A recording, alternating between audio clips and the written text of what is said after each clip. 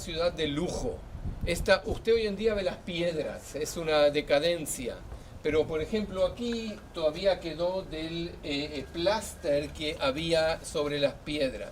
En la época de Herodes el Grande usted no veía piedra. Hoy ve solo piedra.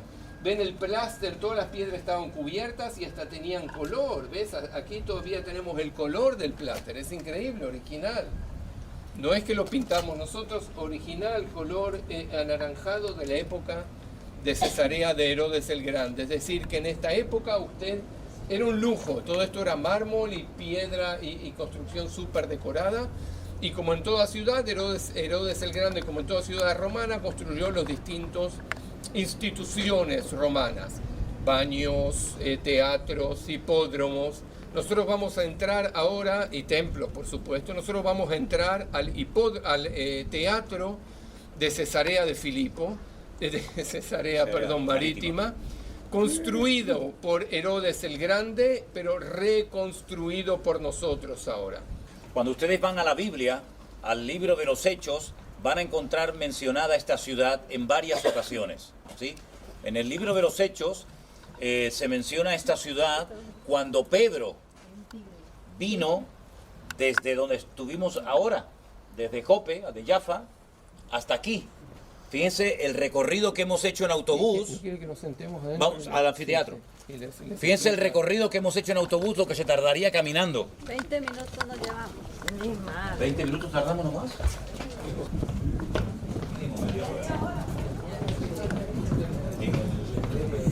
Vale.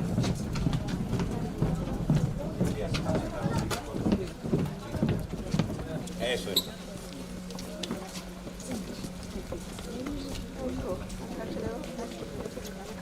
Pues como les decía, en el último lugar en el que estuvimos, que fue en Jope o en Jaffa, es donde Pedro recibe la visión de aquel lienzo lleno de animales, donde el Señor le dice levántate, mata y come, ¿verdad?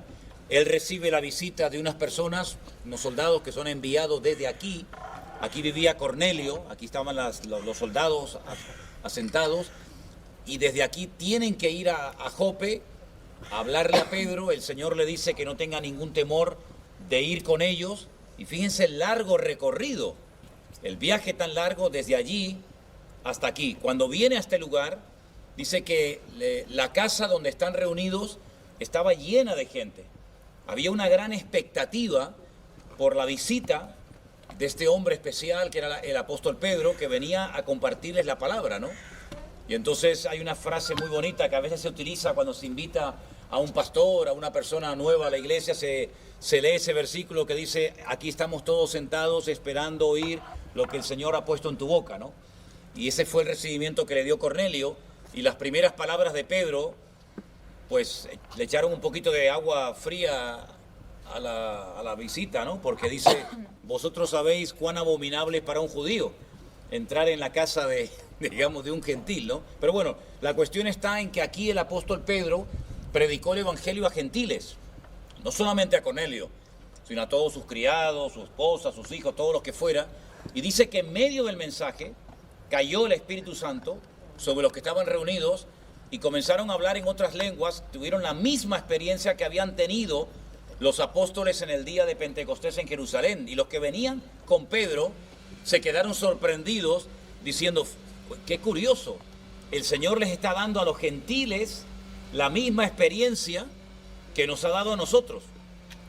Después Pedro tuvo que dar explicaciones en la iglesia madre, en la iglesia de Jerusalén, porque no entendían cómo es posible que él se hubiera atrevido a entrar en la casa de un centurión romano, de un gentil. Pero bueno, él explicó diciendo: a mí el Señor me mostró que no podemos seguir tratando a los gentiles como inmundos, sino que el Señor ya ha roto muchas estructuras y muchas barreras, y es tiempo de que nos demos cuenta de que el Evangelio no solamente se nos entregó a nosotros, ¿verdad?, sino que el Evangelio es para ir por todo el mundo, como nos dijo el Maestro, y predicarlo a toda criatura. Esa es una primera información muy interesante que tenemos en nuestras Biblias, en el libro de los Hechos, escrito por Lucas, acerca de esta ciudad. Luego se vuelve a mencionar esta ciudad de Cesarea, cuando dice la Biblia que el apóstol Pablo estuvo aquí. Fíjense los personajes bíblicos que estuvieron en esta zona, ¿verdad? El apóstol Pablo estuvo aquí y dice que él expresa su deseo de subir a Jerusalén y de repente aparece un profeta llamado Agabo, ¿se acuerdan? Sí. Que dice que le quitó el cinturón al apóstol Pablo, se amarró con él y dijo palabras como estas: así dice el Espíritu, así te van a atar si subes a la ciudad de Jerusalén. Dice, y todos los que estaban alrededor de la mesa le dijeron, no subas, que te van a esperar prisiones y esto y aquello. Pero el apóstol Pablo dijo, no solamente estoy dispuesto a que me amarren, sino a dar mi vida, si hace falta, por Cristo. Y dice que viendo que no lo podían persuadir, desistieron. Y entonces también se menciona a Pablo. Estaba en la casa de un personaje también muy conocido, de Felipe. Felipe, aquel que le testificó al etíope eunuco, ¿se acuerdan? Sí. Que primeramente lo vemos como diácono en la iglesia primitiva, luego lo vemos como un misionero mandado al desierto, rumbo hacia la zona de Gaza, a predicarle a un alto funcionario de una reina etíope, ¿verdad? Él volvía sentado en su carro leyendo al profeta Isaías, y después finalmente lo vemos asentado aquí en esta ciudad, viviendo, y habla de que tenía ya 4 hijas que también hablaban y predicaban la palabra. Fíjense los personajes: Pedro, Pablo, Felipe, Cornelio. Y de aquí salió el apóstol Pablo preso rumbo a Roma, porque él, como ciudadano romano, tenía el privilegio de poder apelar a la máxima autoridad de la época, que era el César, y entonces de aquí lo mandan preso a Roma. Y bueno, ya conocemos el resto de la historia. Aquí habían multitudes de soldados romanos afincados y había que entretenerlos de alguna manera, y una de las formas de entretenerlos pues era aquí, con este anfiteatro. Luego iremos al hipódromo para que vean el hipódromo, y después les enseñaré una cosa también muy curiosa entrando al hipódromo. Los españoles, que también fueron conquistados por los romanos, adoptaron este sistema, pero lo cerraron en forma circular e inventaron algo muy parecido a lo que hacían los romanos en Roma, y son las famosas corridas de toros, donde en vez de presidir el César, preside un señor que se llama presidente, y en vez de matar a las víctimas, que eran los cristianos, matan a un animal, ¿verdad? Y a un sacerdote, que lo llaman torero, y todo gira en torno a estas fiestas, en torno a todo esto. Y conozco muy bien ese mundo de la tauromaquia, porque mi padre fue matador de toros y me crié en este ambiente, y he conocido plazas de todo por todas partes, ¿no? Pero estamos en un lugar, ya les digo, muy, muy importante, porque aparte los restos arqueológicos que hay aquí, pues yo sinceramente creo que se conservan en un buen estado, y sabe Dios quiénes se sentaron en esa silla, ¿no? Pero mira, el sueño cumplido, el Señor les ha permitido a ustedes venir a este lugar. Quiero decirles, hermanos, que hay muchos hermanos, muchos también del pueblo de Israel, que murieron soñando algún día poder venir a este país y nunca lo vieron cumplido. Así que para que ustedes estén aquí en esta mañana disfrutando de todo esto, mucha gente ha dado su vida, mucha gente oró, mucha gente se esforzó para que este país encuentren ustedes las puertas abiertas y puedan disfrutar de toda esta bendición. No lo vamos a ver ahora por cuestiones de tiempo, pero lo primero que yo pregunté cuando vine aquí... Sí, no, lo tengo controlado. Lo primero que yo pregunté cuando vine aquí es, bueno, vale, el teatro, el hipódromo, todo lo que ustedes quieran, pero ¿y el agua? Porque sin agua no hay vida. Esta gente, que para mí eran unos genios, los romanos fueron unos genios, prueba de ellos que han pasado miles de años y sus obras, muchas de ellas siguen casi en perfecto estado, construyeron un acueducto que cruza parte del mar y que todavía está parte de él en pie, y es realmente increíble. Si no habían bombas de agua, no habían motores, pero se las ideaban de tal manera, con un sistema perfecto, matemáticamente perfecto, para sacar el agua de las montañas, traerlas hasta sus soldados y que no les faltara absolutamente de nada. Y luego, bueno, el tema de los baños de vapor y todo eso, realmente increíble. A mí personalmente la historia del Imperio Romano me ha impresionado mucho, y fue la época, fue el imperio bajo el que se escribió el Nuevo Testamento. El Antiguo Testamento, lo que llamamos Antiguo Testamento, termina con el Segundo Imperio, que es el de los medos persas. El griego no aparece porque hay 400 años de silencio entre el Antiguo y el Nuevo, Y para entender y conocer un poquito el imperio griego había que leer Primera de Macabeos y Segunda de Macabeos, que son libros que en las Biblias, digamos, católicas están, pero no porque nosotros los hayamos quitado, sino es al revés, sino porque en el Concilio de Trento, en el siglo XVI, un papa le metió 7 libros más a la Biblia. No es que nosotros le quitamos, es que se les metió 7 libros más en el Concilio de Trento. Y ahí está la historia del imperio griego. Pero cuando pasamos a leer el Nuevo Testamento, ya nos encontramos pues con el César, nos encontramos con Herodes, nos encontramos con Poncio Pilato, que por cierto, no sé si estará todavía ahí la réplica, ahora la vamos a ver, muy interesante de Poncio Pilato, y un palacio que vamos a ver también de Herodes. Así es que disfruten de todo esto y seguimos adelante con la gira, ¿ok?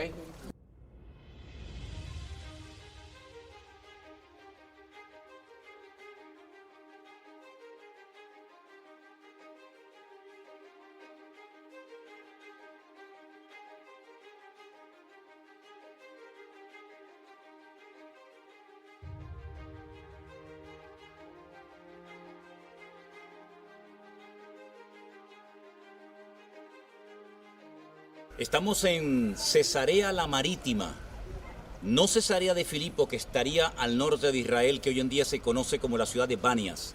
Estamos en Cesarea la Marítima, donde vino el apóstol Pedro a la casa de Cornelio a predicarle el Evangelio, donde cayó el Espíritu Santo, exactamente igual que en el día de Pentecostés en la ciudad de Jerusalén. Aquí también estuvo el apóstol Pablo en la casa de Felipe con sus 4 hijas que dice que profetizaban. Aquí estuvo el profeta Agabo, que le advirtió a Pablo de los peligros que podía pasar si subía a la ciudad de Jerusalén. Desde aquí salió el apóstol Pablo preso a Roma. Tengo a mis espaldas el mar Mediterráneo y en este momento estoy sobre una plataforma de un teatro que se utilizaba para entretener en este anfiteatro que ustedes están viendo delante de mí a los soldados romanos de aquella época.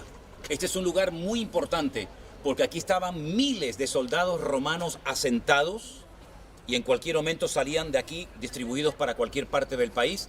Y también después les voy a mostrar uno de los palacios que tenía el rey Herodes en esta ciudad de Cesarea. Repito, Cesarea la Marítima, no Cesarea de Filipo, donde el Señor le dijo a Pedro, las puertas del Hades no prevalecerán contra la iglesia y otras muchas cosas más. Así que estas son las ruinas de esta enorme ciudad, que era una ciudad muy, muy importante en la época del primer siglo del Señor Jesucristo. Así que vamos a disfrutar de este lugar y vamos a seguir adelante con este tour por Israel. Que el Señor les bendiga y saludos para todos ustedes, mis hermanos. Estamos viendo las entrañas de la plataforma del anfiteatro de la ciudad de Cesarea. Aquí es donde se cambian actualmente los actores y estas son las ruinas originales de este anfiteatro romano de esta ciudad de Cesarea la Marítima. Vean ustedes qué maravilla, cómo se conservan perfectamente estas ruinas. Estamos debajo de la plataforma que se utiliza para obras de teatro, incluso hoy en día. Aquí se hacen obras de teatro, se hacen conciertos y estas son las piedras originales de aquella época. Seguimos paseando por las calles de Cesarea la Marítima y hemos dejado el anfiteatro aquí detrás y ahora nos vamos a dirigir a uno de los palacios que tenía el rey Herodes. Digo uno de los palacios porque tenía muchos repartidos por distintas partes del país y este es uno que se conserva todavía, no digo en perfectas condiciones, pero por lo menos podemos saber cómo se vivía en aquella época el rey Herodes.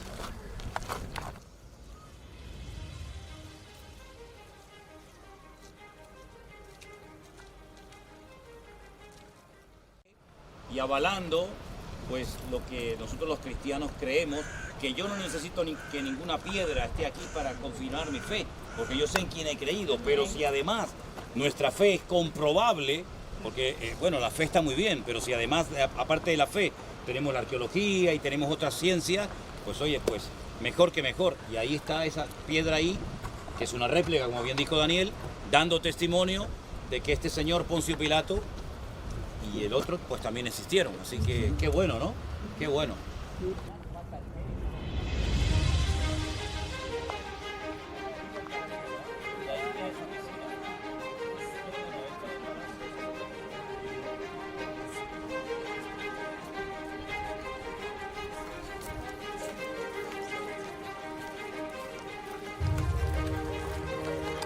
hermanos, sigo en la ciudad de Cesarea la Marítima. A mis espaldas tenemos el hipódromo donde corrían los caballos para entretener a las legiones romanas que aquí estaban, y estoy ahora mismo dentro de las ruinas del antiguo palacio, de uno de los palacios de Herodes. Los hermanos están yendo hacia un balcón donde van a poder ver que él también tenía una piscina dentro de su palacio, y todo esto que están viendo ustedes son las ruinas de esta enorme ciudad donde vivía Cornelio, y como les expliqué en el vídeo anterior, estuvo el apóstol Pedro, Pablo, Felipe, etcétera, etcétera. Allí pueden comprobar ustedes las gradas donde se ponía el público para poder ver las carreras, y era una ciudad muy extensa. Fue construida por Herodes, pero posteriormente también fue habitada por los romanos. Así que vamos a seguir disfrutando de este paseo por Cesarea la Marítima. Entonces el pastor Manolo ya nos explicó de que el apóstol Pablo, ahora estamos saltando a la época de Pablo, estuvo aquí preso, y fue el último lugar en el que estuvo antes de ir a Roma y morir en Roma. Él nunca volvió de aquí. Ven, ese era el puerto, eso era parte del puerto. Allá estaba, en la torre que está ahí en el medio estaba el faro, y abajo hay una escalerita, quizás por ahí bajó el apóstol Pablo en sus últimas pisadas aquí en la Tierra Santa, cuando fue de aquí a Israel, porque como nos contó el pastor, por ser ciudadano romano, él apeló al César para ser juzgado por el César, no por cualquier gobernador provincial chiquitito, sino que era un derecho de un romano ser juzgado por el César. Entonces lo mandaron en barco de aquí a Roma. No sabemos si estuvo encarcelado en este cuarto, sí, donde pusieron el cartel, pero nos quieren recordar, yo lo veo muy bien de parte de las autoridades israelíes, de recordarnos de Actos de Hechos de los Apóstoles 25, donde habla del apóstol Pablo de su viaje de aquí a Roma. Nuevamente, si fue este cuarto aquí donde estuvo preso, no sabemos, pero sí sabemos que de aquí partió y nunca más volvió. La mayoría de los cristianos hoy en día, no digo todos, pero muchos piden oración para cuando tienen problemas, pruebas, dificultades. Y está bien, ¿no? No digo que esté mal, pero se asumía la realidad de que el hecho de convertirte ya implicaba el pagar un altísimo precio, como esta gente lo pagó. Pablo, Pedro y todos los apóstoles, prácticamente que todos, salvo dos, que murieron, ¿verdad?, de una forma diferente, todos murieron como mártires, ¿no? Por lo tanto, fíjense el precio que se pagó durante siglos por defender a Cristo, por defender al cristianismo, por defender el evangelio, para que hoy nosotros pudiéramos disfrutar de estos lugares, ¿no? Es decir, que el cristianismo que se vive hoy en día, no digo en todos, pero en la inmensa mayoría de los cristianos se vive un cristianismo muy diferente al que nuestros hermanos vivieron en las primeras épocas de la historia, donde ser cristiano era sí o sí ser perseguido. Incluso el mismo apóstol Pablo llegó a decir: nosotros ya nos hemos sentenciado a muerte. No es que nos vamos a llevar las manos a la cabeza sorprendidos, ay mira, nos apresaron y nos van a matar. Mira chicos, nosotros ya estamos sentenciados a muerte, esto es cuestión de días. Tal vez no será hoy, será mañana, será pasado mañana, pero lo que está bien claro es que tenían asumido y bien interiorizado la realidad de que ser cristiano significaba en cualquier momento te cortaban la cabeza. Pero esta gente no tenía temor, al contrario, dice que incluso algunos rechazaban el que pagaran el rescate, lo dice Hebreos capítulo 11, no me paguen mi rescate. Saben que a veces, bueno, si paga tanto, lo liberamos. Dice, no me paguen el rescate porque yo quiero recibir una recompensa mayor, y si me pagan el rescate, me pierdo la bendición. Así que fíjense qué mentalidad. Nosotros oramos para no tener problemas y ellos oraban para decir: Señor, quiero ser fiel hasta la muerte, ¿no? Qué diferente, ¿no? Qué diferente, ¿no? Bueno, vamos para allá.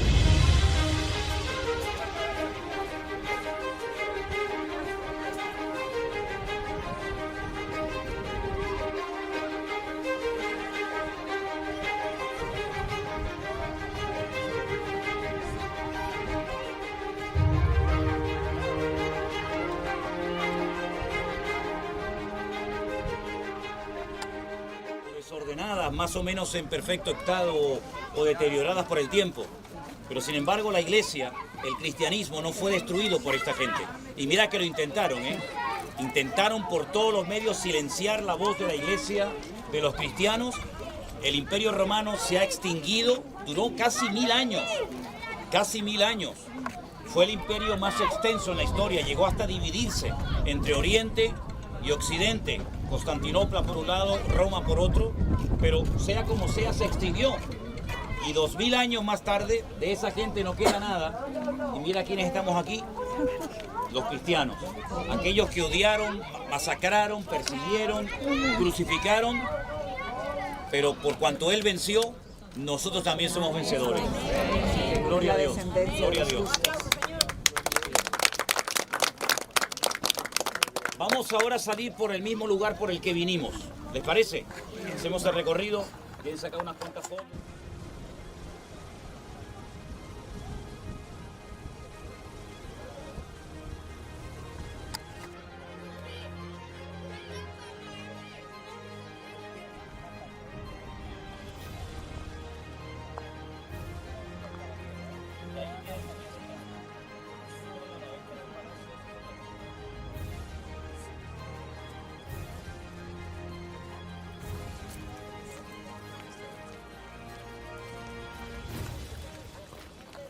Y nos vamos a dirigir ahora a un lugar muy importante donde se nos relata una historia interesantísima de la Biblia, nada más y nada menos que a la cordillera del Monte Carmelo, donde Elías desafió a los profetas de Baal diciéndoles, bueno, si ustedes tienen un verdadero Dios, pues que lo demuestren, haciendo caer fuego del cielo, y si no, pues yo demostraré que mi Dios es el verdadero, cosa que el Señor hizo para sorpresa de todos. Así que vamos a seguir grabando todo este viaje para compartirlo con todos ustedes, para que ustedes disfruten juntamente con nosotros, sin moverse de sus casas, de la bendición tan grande que es estar recorriendo estos lugares de la Biblia. Que el Señor les bendiga y continúe con nosotros.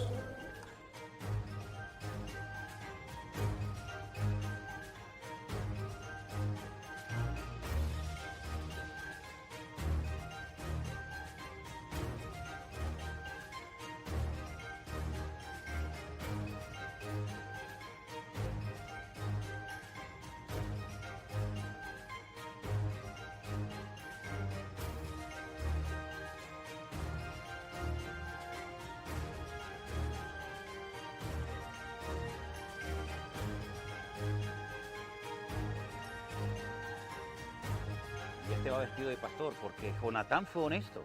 Jonatán se dio cuenta que el futuro de este país no pasaba por él. El futuro de este país pasaba por David. Dios rompió la línea, digamos, normal de descendencia de un rey a príncipe, ¿no? Y Jonatán se vino aquí a pelear una batalla que de antemano estaba perdida, porque Dios no estaba en esa batalla.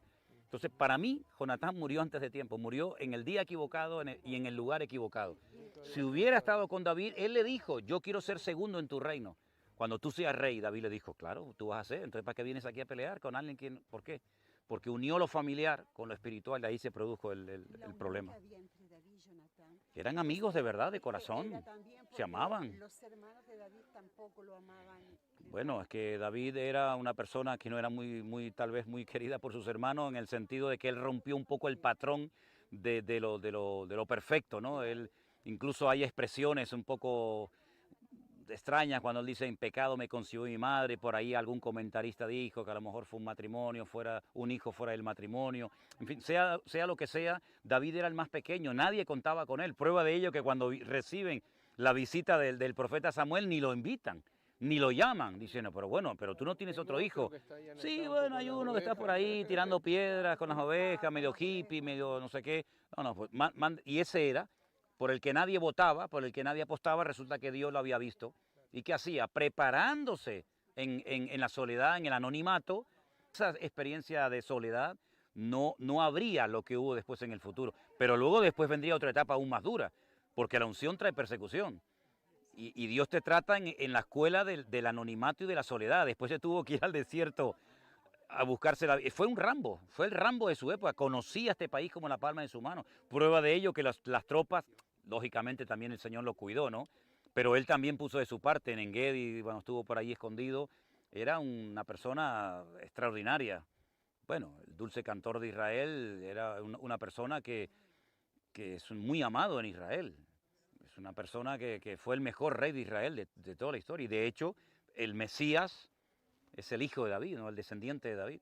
Pero ya digo, yo con todo mi respeto, yo creo que Jonatán no tenía que haber venido a esa guerra, porque esa guerra estaba perdida de antemano. Porque había un fondo. Por eso dime con quién andas y te diré quién eres. Es lo que dice el refrán popular. La Biblia dice, anda con sabio, sabio será. Te juntas con un amargado, con un derrotado, con una persona que no tiene, porque no tiene la bendición de Dios. Que Dios era su padre, pero una cosa es tu padre y otra cosa es lo que Dios diga. Y el que ama a padre o a madre más que a mí no es digno de mí. Y ahí vemos, eligió la familia. Claro, el Señor habló claro. El Señor ya señaló con el dedo la descendencia y el futuro. Y tú tienes futuro con este, pero con este no tienes ninguno. Prueba de ello que perdió la vida. Pero mira qué hermoso, el nieto, su hijo, el nieto de Saúl, fue el que después comió todos los días a la mesa del rey. Lo que tú podías haber tenido y lo perdiste por cabezón. Mefiboset. Mire, sí, escuche, mire, vamos a hacer una cosa siempre.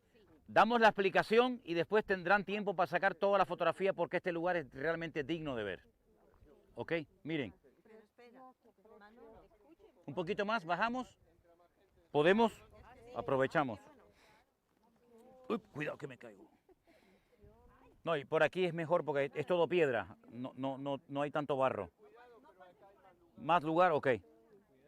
Bajamos un poquito más. No se metan las manos en el bolsillo cuando caminen. Y les hablo desde abajo, ya está.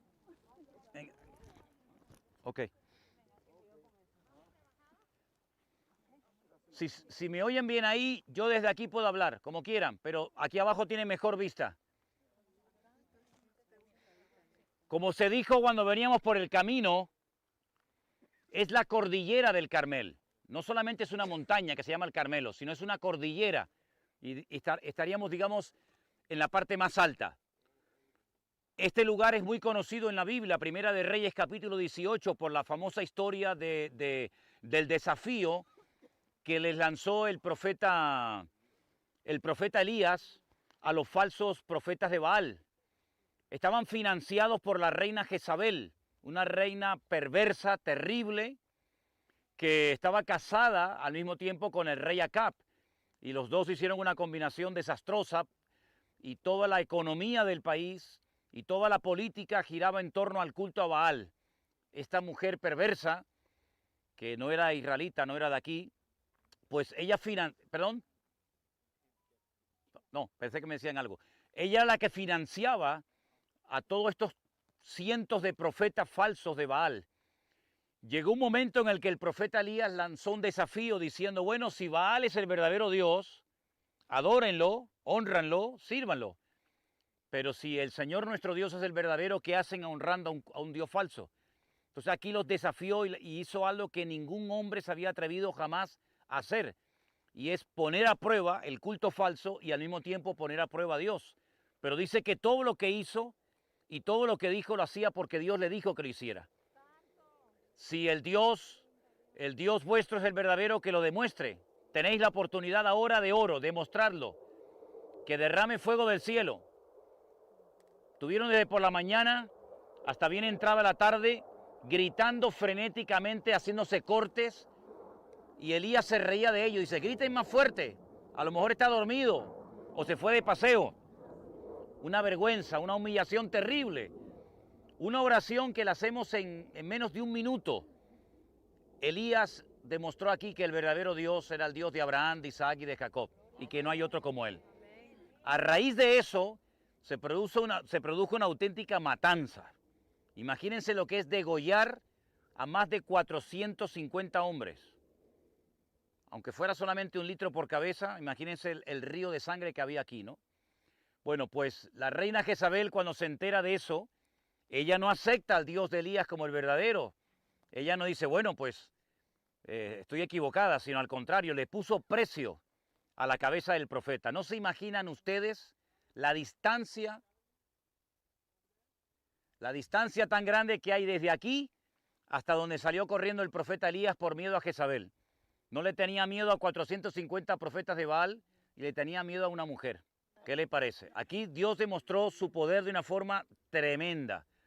Pero aparte de esa historia extraordinaria, porque hay una iglesia católica aquí de la Orden de los Carmelitas, cuyo altar mayor son piedras simbolizando cómo Elías restauró el altar que estaba arruinado, dice la Biblia, ¿verdad? Hizo algo muy interesante. Algunos piensan que fue como una especie de truco de magia. Que lo que él hizo fue echar una especie de combustible por encima de la madera y por eso después ardió. Pero no. ¿Por qué tomó tantas medidas preventivas Elías? ¿Por qué mandó a hacer una zanja, un cortafuego alrededor del altar? ¿Por qué empapó la leña con agua? Para que quedara bien claro que el poder de Dios iba a ser real, pero que no iba a destruir al resto del país. Porque ustedes recuerden que hacía años que no caía ni una gota de agua en este país. Si se desparrama el fuego, en vez de ser una bendición, es un desastre. Entonces él tomó medidas preventivas para que la bendición de Dios quedara clara, pero que no destruyera al resto de personas, ¿no? Entonces fue en este monte, fue en este lugar, donde hay una iglesia católica que hoy está cerrada. Pero aparte de eso, yo les he traído para que vean esta belleza. Este es el valle de Meguido. Este es el valle donde se va a llevar a cabo la batalla de Armagedón.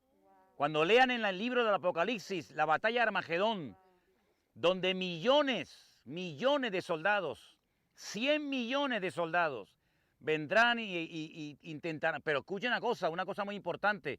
No es que ellos tomen la iniciativa de venir.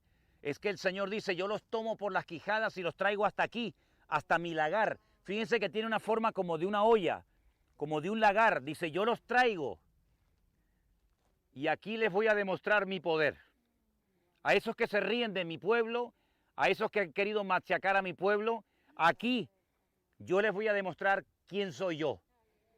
Es una batalla tremenda, tremenda. Aquí morirán millones de personas. Desen cuenta la capacidad cúbica que tiene este valle y no lo estamos viendo todo, ¿eh? El valle es mucho más para allá y mucho más para arriba.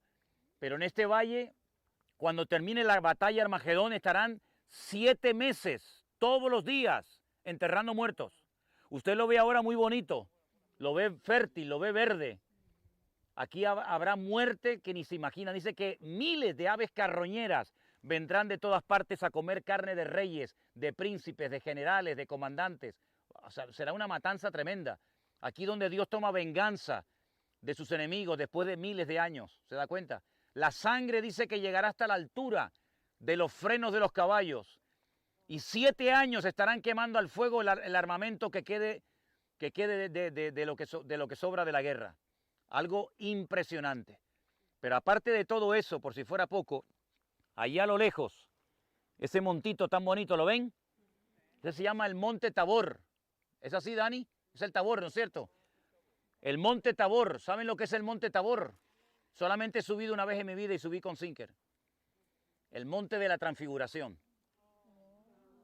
El monte donde Jesús subió, se le presentó Moisés y Elías, y Pedro dijo, vamos a quedarnos aquí, porque aquí está tu gloria, Señor.